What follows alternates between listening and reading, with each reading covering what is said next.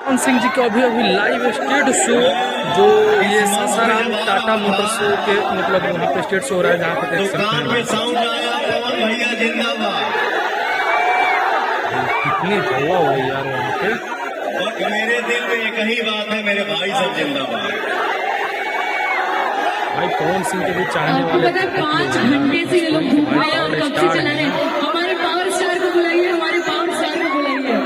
Thank you so much भाई आप सबको।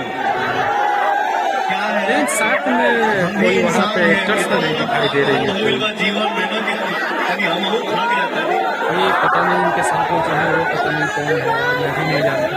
आप लोग जानते हैं तो कमेंट करके बताइएगा। टाटा मोटर्स मां शक्ति परिवार से आपका भाई जुड़ गया है। भाई भोजपुरी के शेर पावर स्टार पवन सिंह और इस परिवार से जो भी हमारे भाई हैं, भैया हैं, बाबू हैं, बच्चियां हैं, कौन है भाई? भाई सभी को दिल से धन्यवाद कि आप लोगों ने मुझे पावर स्टार पवन सिंह के भाई सम्मान दिया। चढ़े हैं यार।